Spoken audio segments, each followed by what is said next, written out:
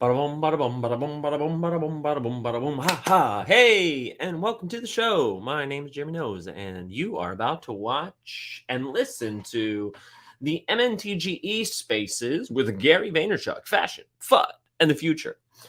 Gary sent a tweet out and he said, "Is anybody good at this game?" And it reminded me of a comment he had made a while back of having streamers play VFriends video games, plural.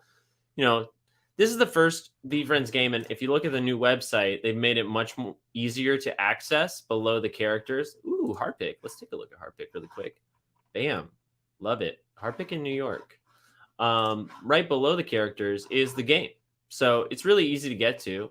And I figured while we listen, I was going to listen to this space anyway. Might as well make some content while we're at it. And I'm going to play the. Oh, I thought I was sharing my screen. I wasn't. Let me share my screen here.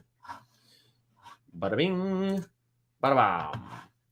So here's the VFriends website. And they've made it a lot easier. It's just right below the characters to get to the game. And this fashion, fun, and future space is starting any minute now. So I figured that would be a lot of fun. And you should have the audio for it. So we'll do it. We'll do a test. What's up, Kay Coles? Good to see you. Let me go to my Twitter and see if there's any. I only get the comments from Twitch and YouTube. I don't see the comments on Twitter. So let me tap in here. And voila. Here we are. Let's go. Woo! We got 5 people in the room. How is everybody? Hey, Sean. Welcome to you. Yeah, let's do it. We're going to wait for the spaces to start. I wonder if they'll do anything with this game, if they'll add a function where you could like track your score, get a high score, maybe get something for it. I definitely played a little too much of this when it came out, just in case there was some kind of benefit. I think the highest I got was like 300 or 400. And I noticed that around 200, it starts to move a lot faster. And it gets pretty fun. But I haven't played in months. So this will be fun. I'm going to have to die pretty soon here, though, because I need to join this space as soon as they got it started. Yeah, little fun little plug-in. If anybody wants to play with me, just leave me a comment. And I'll try to keep an eye on Twitter as well. And I'll bring you on screen. You need a separate link. If you want to share the live stream, it's live.jeremyknows.com for Twitch, or you can watch it on Twitter, or you can watch it on YouTube at Jeremy Knows. So away we go. I have so many thoughts about the new website. If you didn't know, there's now a login feature for VFriends. So if you previously had your wallet connected and you'd set up your profile, email, and all of that, you'll have to go back to the website and do it again. And it's absolutely worth it. They set it up in a way that this can be the last time you'll have to connect to claim.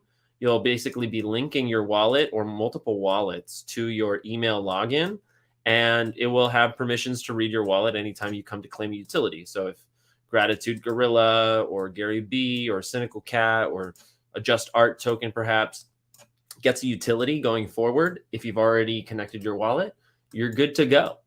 I think it's really exciting because it makes a ton of sense for them to roll out this sign-in feature ahead of their video conferencing platform, the Meet.VFriends. And you could imagine, like, it would just make it a lot easier for them to say, hey, all Gratitude Gorillas or all, what else we got? Keen Kingfishers. Sign into vfriends.com, join a meeting with Gary or with Andy or with someone else, and do token gated experiences based on dynamic holdings, not just one token you own, but based on a collection of tokens. You know, they can be as broad as if you have Just Art, join this chat, or if you have a fish, you know, you can join this chat. So I'm really bullish on the release from yesterday. Not to mention, from a technical point of view, they have this vAuth microtransaction authorization. So you can link any wallet you want without actually connecting it. You just send a microtransaction that they provide you to a specific wallet, and they will verify your ownership of that wallet that way. So that's really exciting too. And I talked about it just long enough so that I can join this Twitter Spaces. And here we go. So give me an idea in the comments, please, if you're listening. Shout out to the 7 people on Twitter, and shout out to Peg and Coles on Twitch.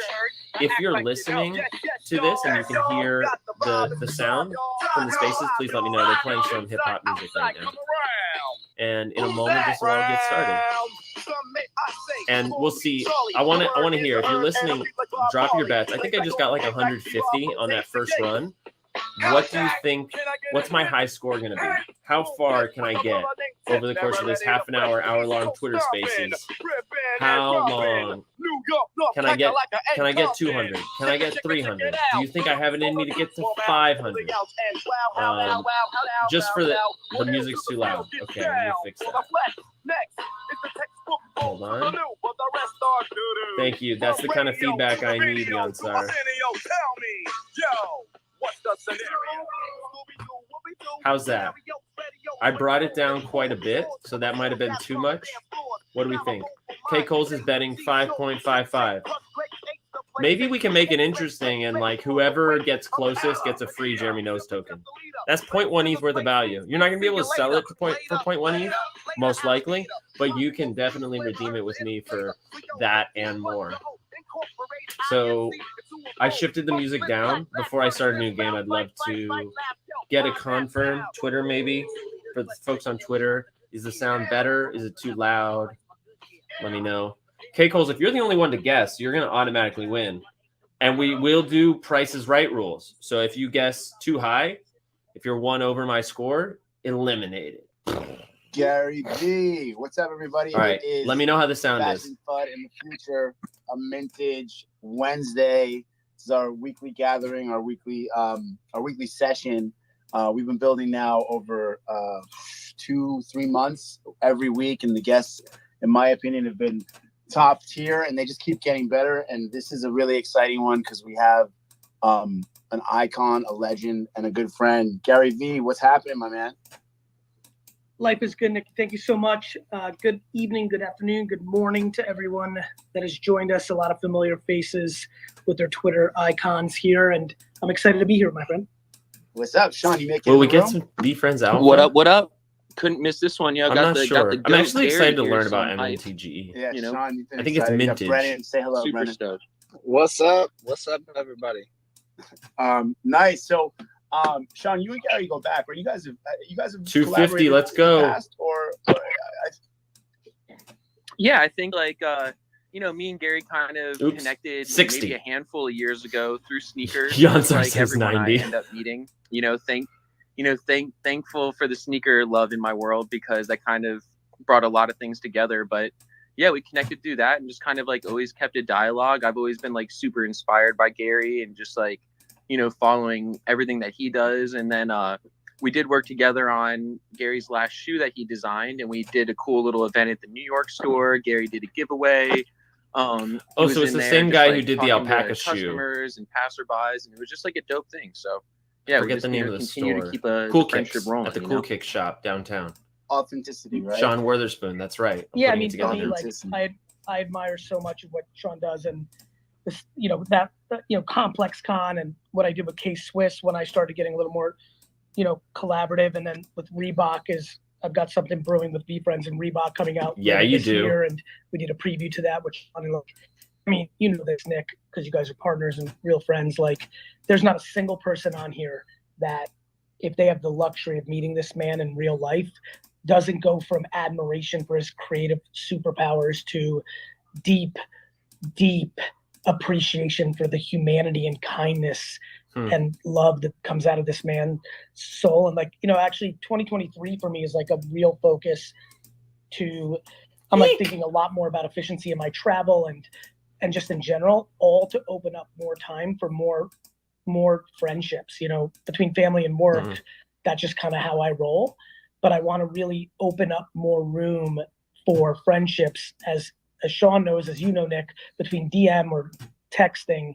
I'm pretty good like that, right? I check in, I want to support, but my actual hours, so many people, like, for example, even on this Spaces right now, so many people don't realize that I'm running a 2,000 person company and that Victor X is doing hundreds and hundreds and hundreds of millions of dollars in revenue. That by itself is a 15-hour job. Then there's VFriends.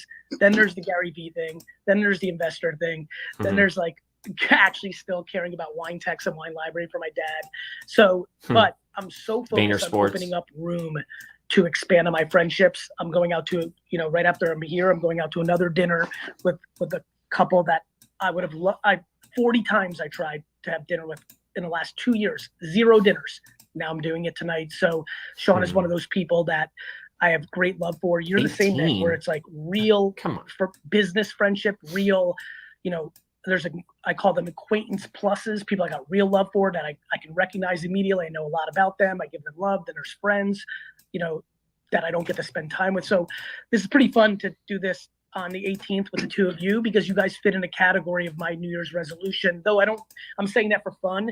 It's a life resolution, which is I need to find more capacity for more hours for friends. And I'm happy to be here with you guys tonight. And I hope that little rant maybe inspired someone to text someone they've been wanting to get drinks with actually, and maybe pull it off next week. Nice. I love that. So it's great because this is the perfect spaces for us, because, you know, Sean and I we've gotten to know each other and become really good friends. And I think I feel the same about Sean in terms of being just top tier artist, just a really pure artist.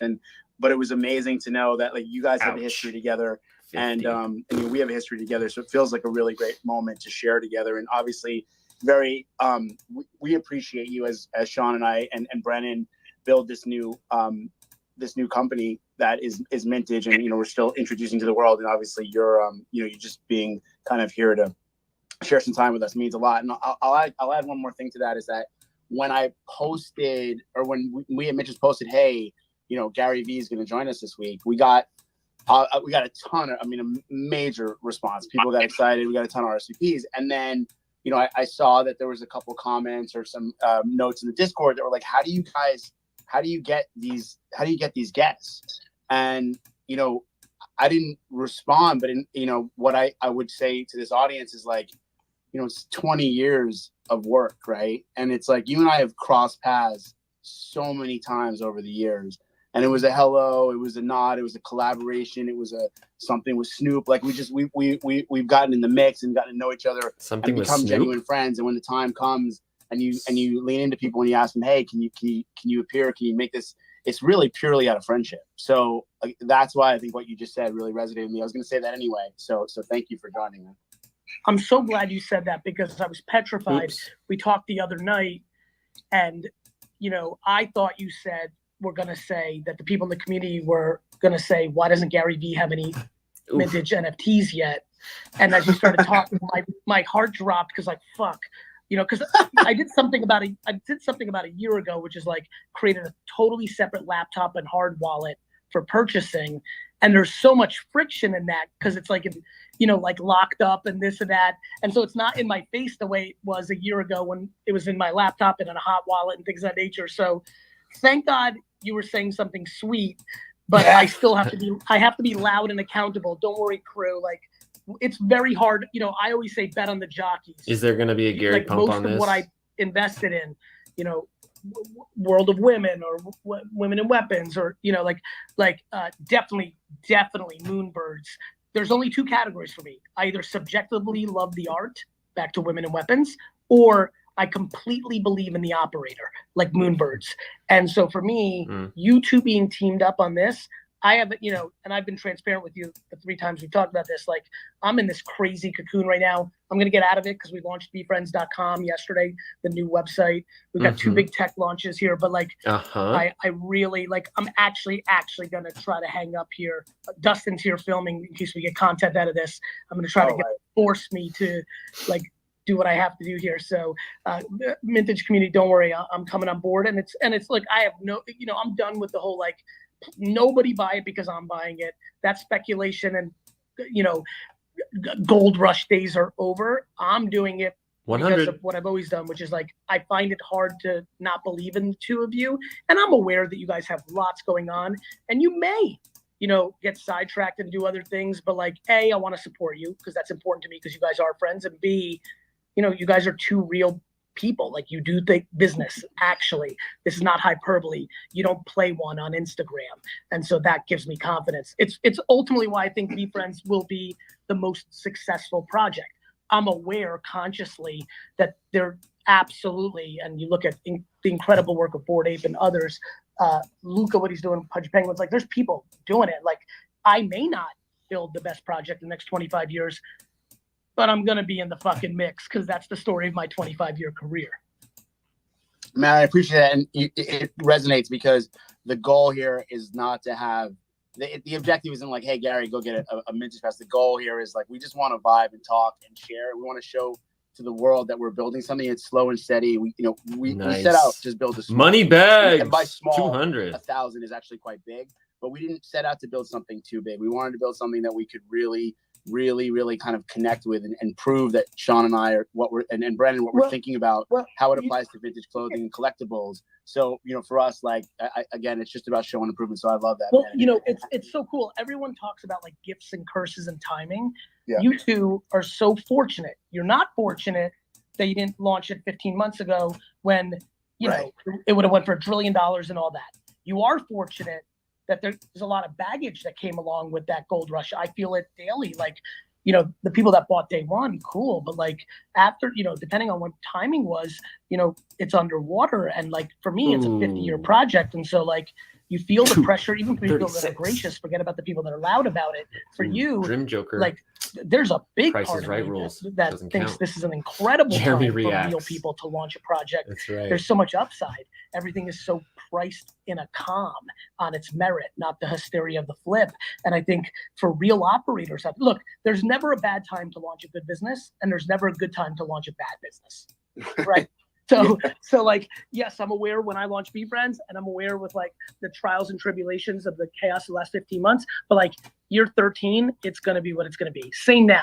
If you suck and you launch in this calm market, good news, it's still going to suck. But on the flip side, if you're good, to be able to launch right now is a fucking blessing. Yeah. It doesn't come with any of the hyperbole of a gold rush, and you can just kind of build. Yeah, no, we feel it. I mean, I think we're thinking about the application of the software. We're thinking about the NFT. We're thinking about the asset, the collectible, but we're just really thinking about how does it amplify our lives? How does someone like Sean, who's an icon and a vintage connoisseur and a creative, think about it in terms of, wearables? How can I apply it to music and artists? So these are the types of questions that we have time and it's a little quieter. We can confront and we can, work with some of these amazing development teams like Non-Fungible Labs and things like that who we've gotten to know over the last Sean, by the way, years. real quick, Sean, are you around May 18th to the 20th? I spent the entire day today on VCon speaking. Let's go VCon. We're going crazy. 100%. Okay, great. So 100%. Confirmed. Brother, it's really gonna be cool. Obviously, last year Nick and Snoop and Champ, along with Pharrell and even others, brought a lot of the flavor. But this year, I'm going more culture, business. Like I'm trying to bring as many CMOs and CEOs so people can learn business and marketing at the highest levels. And I want cool. And I find you at the tippy top of cool fashion. I appreciate the people that confirmed today were bananas, and I'm excited to have there. Hell yeah. No, thanks. I appreciate that. I'm really stoked. So that'll be dope for sure. And kind of like you said, it's funny hearing you talk about making time for friends this year, because I've always been so envious of my friends who are great friends. I just have to call out one person, my homie Itai.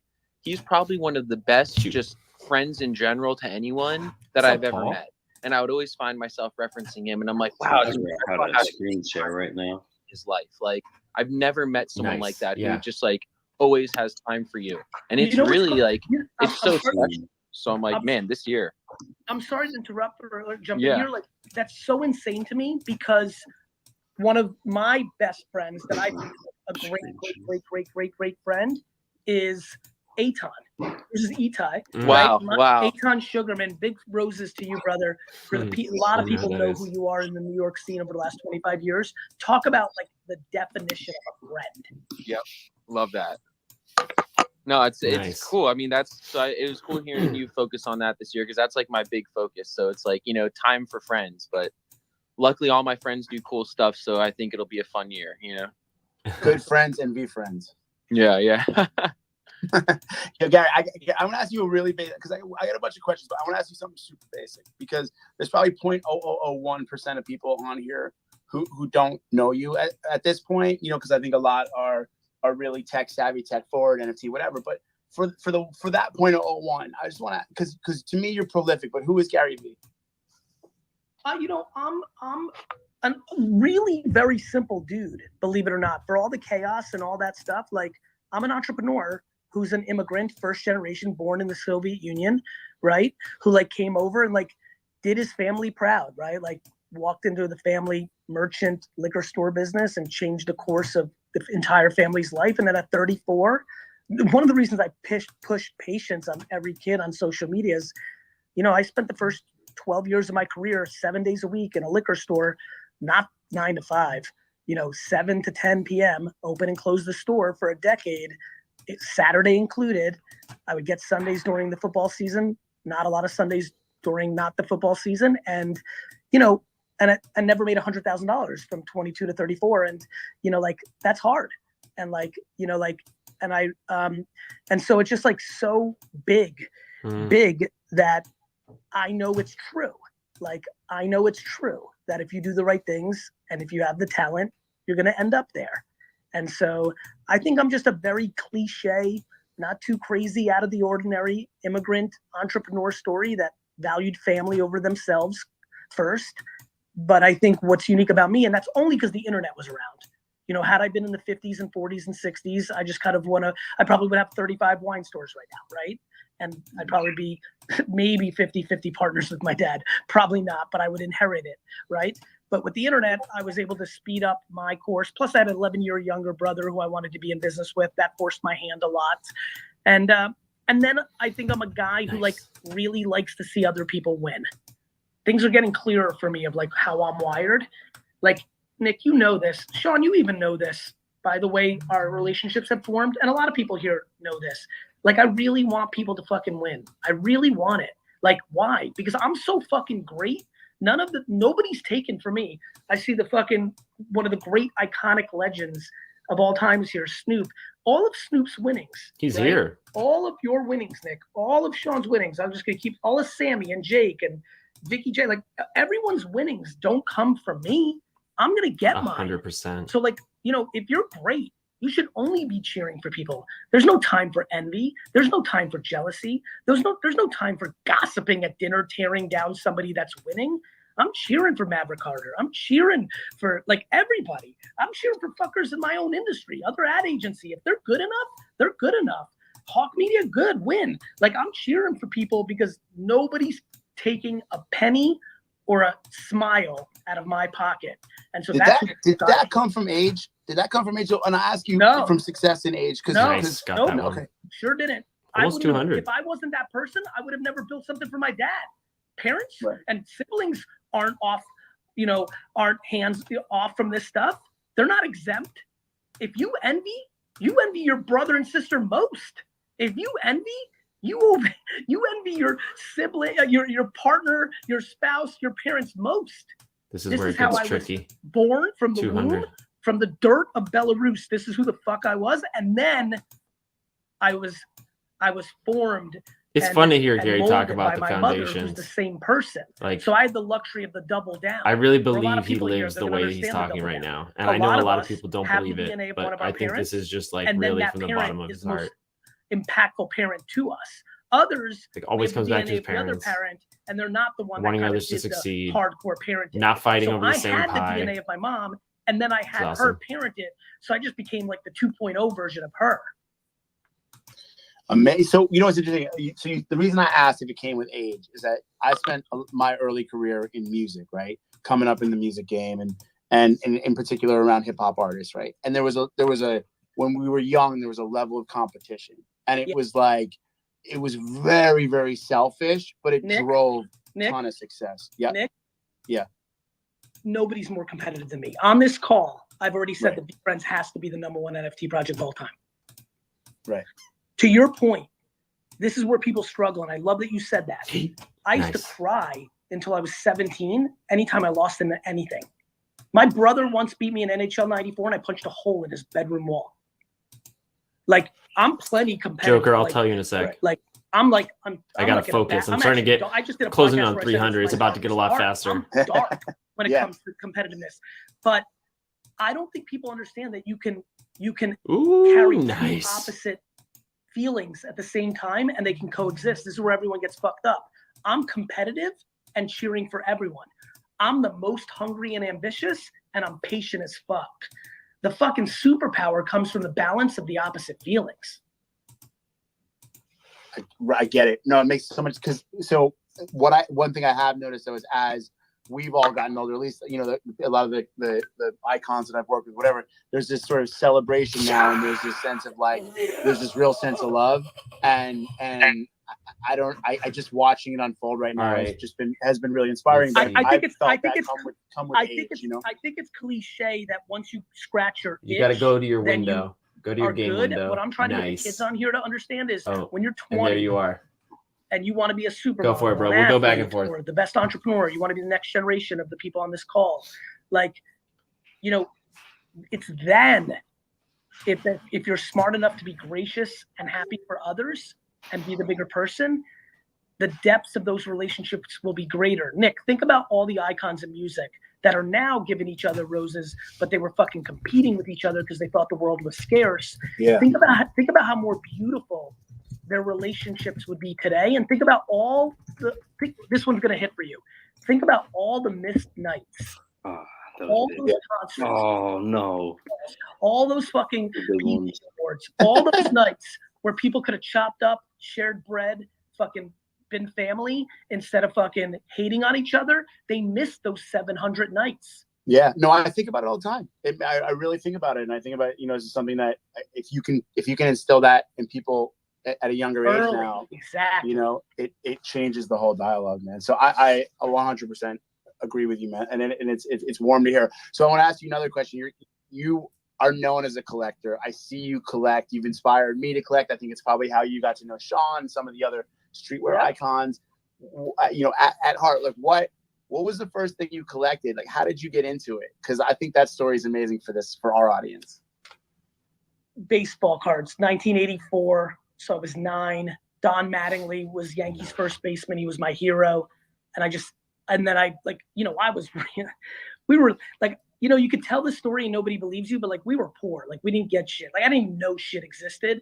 I guess a little bit like, like it was just this kid, Eric Conrad. By the way, Eric Conrad, if anybody can find Eric Conrad, I think his mom lived in Florida. His dad lived in Jersey, in Edison, New Jersey, in Dogwood Meadows, and he would visit for the summer. And so like I've lost touch with him like since 1987. But if you're out there, Eric Conrad, with a dad and mom that were divorced, and dad was in Edison, New Jersey, I'd love to chop it up. Like I literally haven't talked to him since 1987. But from 84 to 87, we used to go into his basement and we would make card houses out of decks of cards. Like literally for like 3 hours, and then we go play wiffle ball and basketball. And it was the first time I built card houses. You know what I'm talking about, right? Like you take a deck of cards and try to build a fort or like a castle. Mm-hmm. And then one day we like ran out of cards, and he was like, stay right here. And he ran upstairs and he came down and he had baseball cards to add to our playing cards. And I was like, what the fuck is this? And I was already crazy about the Jets and the Yankees. And that was it. You're doing great, Paul. It was sports cards. And it's really usually not this good. I think my high score was. Oh, there it is. That was my fault. It just all right. You go again. No. Let me see. I want to see you go. I can pick up some like where you drop off that by watching you. It's been a while since I played. It's almost since the VF2 drop. Which was like a 7-Eleven in Jersey. And then I think they're still just talking business. I lost it for a second. And that's why I had to do baseball stands, because I needed the money to buy baseball cards. Because that's the beauty of how I grew up. Like my mom was not buying that. Parlayed from the lemonade stand to buy the cards and shelter, and so his story's so I learned how to get mine early. And then it's like a couple things. When the Don Mattingly thing resonates, I'm from the same era, right? So to this day, that still hits home. The Eric Conrad. There was an Eric Conrad in the. Are you using your mouse or your spacebar? 90s my in mouse. New York. I don't think it's the same Eric Conrad, but I've had my own Eric Conrad in my life. So there's a chance that Eric Conrad's. Wait a minute. Did Eric Conrad's were they divorced? His parents? I don't know. I didn't know his parents. He was doing parties around New York City. Man, that'd be so crazy. All right, cool. I'll look into it. I'll see if it's the same one. So when you're buying the baseball cards, was the motivation at that point? Did it turn into like a financial thing? Was it about making money, or was it about the kind of the spirit of the collecting, or did you just love baseball? We're going for 555 now. Not battingly. What's your high score on this? I didn't hear. There was Today, a baseball card club in 6th grade. Remember, there's free internet kids, so there was no information out there for us kids. You did just hit 302? Card club in 6th grade. Oh, no, 302. You're right. I did get for the first time. Think about young Gary seeing a price guide for the first time. It'd be like fucking. Oh, I'm shooting for 300. Like I was like, da da da. I'm like, this shit's worth money.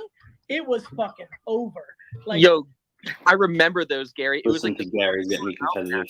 It was like a paperback, yeah, almost like a Scrabble dictionary kind of. I didn't know some of those details. That was a big one that came once a year, but before Beckett, there was this like black. There was like a non-colored printed baseball card guide that would have like one primary color on the cover, but everything was black and white. And that was the first one. I think some people will tweet it out because it was pretty prominent. I'm just blanking because I've never really Googled back to try to get the name. And then like a year later, Beckett came out. And by 1988, Ken Griffey Jr. rookie card, it was over. Dude, it took over the culture. That's what got me into all the. I mean, that was my entry to this entire world as well as baseball cards, dude. Like my stepdad at the time was like diehard sports fanatic, so it started to wash onto me. And dude, I just started getting into baseball cards, and that was that moment that you. It was a dream come true for him. When I the had card that, series that he's put out already. Almanac of the sports card. It was a lot of fun. I mean, when I was younger, I used to have some Pokemon cards, but I was never into collecting. And then I remember I would go through the book and I would look at the value of each one. And some of them would be like 75 cents or like 60 cents or like 15 cents or 10 cents. But I was like, wow, every pack is always worth more than $1. And that's like where it really showed me. I would start going into like collector's corner and I'd be like, hey, I have this one where I think it's worth $3 and the guy would give me like 60 cents. And then I would end up getting like $1.20 credit. I'll be surprised at that next VCon we see. So sick. And this was so early on. Machines, this game running on it. Because I'm going to have to run here soon for dinner, but I want everybody to hear this. Me too. I want everyone to hear this very slow. Prizes for the top 10 scores. This will help with streetwear. This will help with everything. You saw and I saw, wait a minute, I bought a pack for 35 cents. Because remember, this is OG land, right? And oh my God, it all adds up to like 59 cents. What you didn't know and I didn't know then was nobody really wanted the 10-cent cards. So there was no demand against that perceived value. Number two, what you also knew was Mike Greenwell was hot his rookie year and it went up to $2. But the next year he slumped, and the year after that he wasn't that good. And Greenwell was a little bit better than that, but I'm just play with me here. His rookie year, it was worth $2.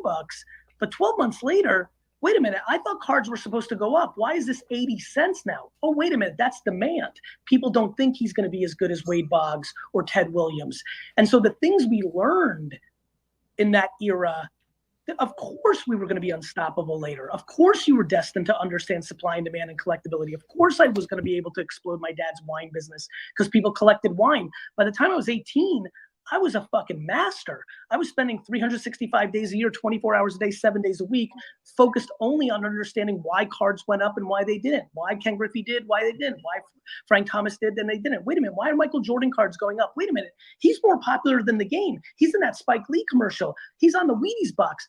Oh, that's why. People just like him. That's called demand. Like you start learning. Killed it. Interesting. Amazing. So what's crazy is to think that how do you do it, Gary? Both you guys, your careers have essentially been inspired and are very linked to this early collecting and trading baseball card thing. Is incredible because what your careers have become. I think a piece of content we have to shoot 100% would be Gary picking vintage clothes with Sean. You down, Gary?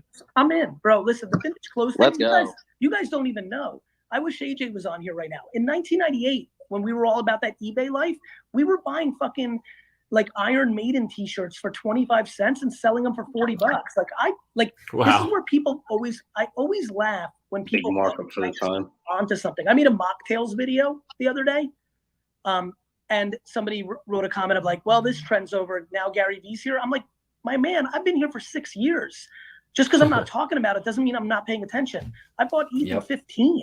Like for me, like the vintage clothes thing, like I've been going to, thrift stores and garage sales buying, t-shirts for 20 years. By the way, I don't rock them. That's not my fashion style. I'm not that cool. I'm not as cool as everybody on this call. But I'm aware of what the currency is. Like I understood what it meant. Before there was eBay in 1994, I was buying Happy Days board games and Ronald McDonald plush toys. I didn't even know that they were worth anything. There was no eBay. I just knew nostalgia and pop culture and memories were the fucking game. VeeFriends is not a random thought because I saw an opportunity. VeeFriends is a culmination of 40 years of thinking. Yeah. I love that line of Jeez. because I'm not talking about it doesn't mean I'm not. Telling you, it's your turn. And I think I can really resonate with that as well. Where Especially you don't for know me, especially for me right now. I apologize for interrupting. I just want to get No, too you're much great. for everybody. Especially for me right now, because the second I say shit, people are speculating. I've got to be more quiet than ever now. Yeah. Yep. It's incredible, man. I want to see that vintage collection. I think that might be the inspiration for us to do a little collab. Oh, the vintage collection's long gone. I flipped that shit. I find it, like that was how AJ made money back then, right? Yeah. Because I wasn't rocking it, and because like for me it was like through the years that I lived in Manhattan, my parents they do like to hoard stuff, which means they don't want me to hoard stuff at their house. So like there's all these different dynamics that led to like a lot of stuff being sold. There was a flood. I don't even want to talk about it. Lost like 10. Me and AJ nailed the video game thing crazy. We were buying Mike Tyson punch outs for 25 cents at garage sales in 2002. Like, so anyway, I got to run. I apologize. I love everybody. I hope you have a great session. I love you, Gary. I need one question before you go. I want to hear the thoughts on the future of digital fashion. That's it. What are you thinking about? You got any thoughts on that? The world is about and. If something exists in analog, it's going to exist in digital. So if fashion exists, digital fashion is going to exist. Except the problem is 99% of things are not going to work. Like 99% projects is not going to come through. But the macro, yes. Right. Okay, got it, man. Well, listen, I know you're. We're gonna stay on here. We're gonna keep chopping it up about what we're doing in Vintage. But Gary, I appreciate you coming up so much. We're working on something, by the way, little DOGG stuff. We'll talk about that later. Love it. Love everybody. But my man, Peace, Gary. Peace. I'm looking for that Gary sweep the floor. Peace. Sean, you still there? Yeah, I'm chilling. What up, Brennan? You there? So Brennan, jump in, man. That's a hard one to follow there, Nick. I know, it's awesome. He's the best. He's amazing. He's the best. He is the best. I want to share a little bit about what we're doing, Brian. I think I want to hear about this project. I think some people. I wonder if it's moving. For those who are supporting what we're doing is. at Vintage, it'd be it's almost at a half a new floor price. I was just looking into it. It was 0.42 yesterday. Timeline of what's coming. Yeah. That's trading out right now, 0.42. Sean, I'll have Makes you sense. jump There's in. only like 1,500 of them, and then there's a friends and families that's I think we have Sean's 100, coming out. and they were at like 40. Forever, it feels like now. But I didn't figure out what the super difference exciting was. to see everything get finalized, get put on chain. What we're doing I think is you we're get taking access to his vintage clothes collection. that That's sit like in a Sean's big part archive of the that value are proposition. super near and dear to his heart. I'm about to and take you special out, dude. in I feel all good ways. about this run. We're bringing them to Keeping it life. cool. So rather than have them sit and collect collected. dust, we're allowing people to interact with them Focused in a whole new digital way. And so Sean's collection will consist of 4 garments. It'll be a denim jacket, a granny sweater, and a beach tee, along with 3 inks that are flowers, a Venus flytrap, and mushrooms. And so these inks will be able to interact with all the different garments. And what's really cool about what we're doing is all the inks and all the different garments, they'll be able to interact with one another. So you'll be able, as a consumer, when I was looking into the project, it seemed like there's a lot of different parts to it. To take those inks and allow them to be applied to the garments. That can be good. And create something. Sounds a little bit like the Nike vials. You put your stamp on it for their dumps. And we're super projects like that almost allow too much for me to digest. So while we'll create ultimately, You know, there's So a the day community where creates somebody clarity. might not combine one of the inks with one of the garments, or there might be a bunch of people that combine one of the inks with one of the other garments. So really, it'll be awesome to see how the community takes it and runs with it. And we really feel like customization is such a critical part to fashion. Whether it's writing on sneakers, whether it's biker patches on jackets, it's just innate to the culture, and we feel like this is a major step in the right direction. I like that. And we hope in the future we can continue to evolve and expand this and pioneer the customization in the fashion game. Oh, yo, ouch, Jeremy! I am impressed. I got to give it to you. You're really good at this game. I think I beat when you. I think I got ahead. the digital space. You're doing really good. Tell us about that process. I got a I have to movie take- time oh, set you up go with what Brendan was saying. That's what my I was fiance, so I'm gonna hop off. Yeah, I need to go too. All right, that was a blast, dude. Thanks for playing. Yeah, that was a lot of fun. We got to do this more often. We got to like Contest. Did anybody get it? raise the stakes one night. Because I know it's like Somebody the gets ultimate reference 250. piece, or it's a piece of Dream handmade Joker folk gets art from 250. the I think my best 1940s score or is 302. turn of the century even. And there's these All right, pieces of Joker, hit vintage me up that are on the actually DMs. I'll see you turning later, into Paul. Thanks for more hanging of out. like American history. Yeah, talk to you later. Or just even, global world history. Yeah, I hope you listen to the end of the space. We're getting to actually, a point where these are actually being recognized at such a higher level. No. And so that being said, thanks for playing, everybody. That was a good time. I'm gonna tune into it in a second, but I have to take this call. Wishing everybody a great day. I'll be back on Spaces tomorrow at 12 p.m. Eastern Time. And yeah, thanks for watching. Thanks for playing. Talk to you soon.